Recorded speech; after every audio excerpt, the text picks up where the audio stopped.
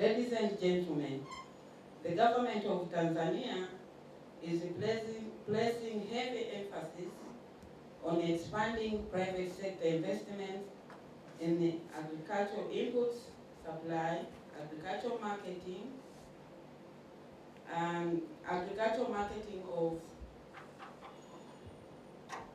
various agricultural commodities in smallholder agricultural value chains in order to get agriculture moving and drive total factor agricultural productivity and profitability increase, expand farm incomes across the board, eliminate rural poverty and food insecurity.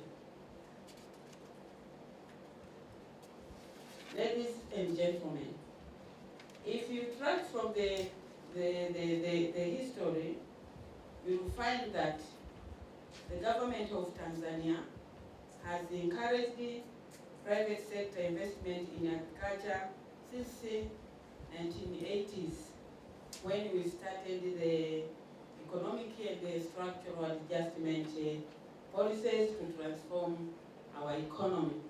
It is a long story, but I think we are reaching somewhere now. That's why AGRA is here. In 1995, the government formulated a new national vision, that is the Tanzania Development Vision, which is being implemented through various government frameworks like Kukuta, Kilimo Kwanza, and we have a number of initiatives like SACOD, ERM, and also we have a number of policies.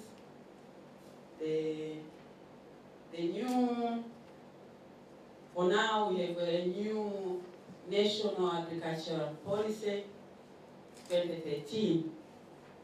But now we would like to coordinate under SDP2 to involve whoever is working with the sector, whether it is private sector, NGOs, faith-based organization, government, so that we can have a comprehensive coordination and know who is who in the sector, who is working where and doing what in the sector.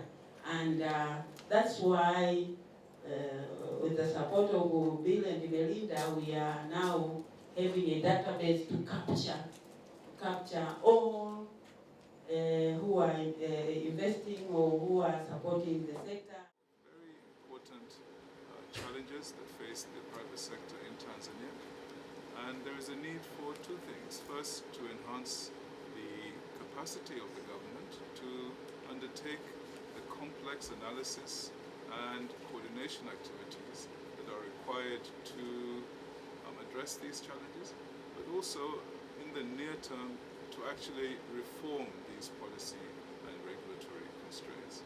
And so AGRA is looking forward to this opportunity to support the efforts of the government in this direction. And we are working on similar projects or supporting governments in similar areas in four other countries, here in East Africa, also in Ethiopia, and then in West Africa, Burkina Faso, Ghana, and Nigeria. Again, just as here in Tanzania, these countries face a range of challenges that limit the incentives for the private sector to make the investments that these governments know are required to achieve the kinds of agricultural growth rates and broader economic growth rates that they have identified for themselves. So we are greatly honored and greatly gratified to have this opportunity. We know and we have understood that this effort, the MIRA project, fits very well with the government's priorities, such as the Agricultural Sector Development Plan and many other initiatives which are underway. And we very much look forward to adding value without duplicating any efforts. This is a very appreciative day today that MIRA is being launched through AGRA. We have, as said by previous speakers, government is facing a lot of challenges, though they have regulations and policies on the books, but in the implementation is having a lot of challenges, and now MIRA has come at the right time to assist the government. I would say that we are blessed in this country by having so much of fertile agricultural land that this country can be a food basket, not only for Africa, but for quite a number of countries in the world.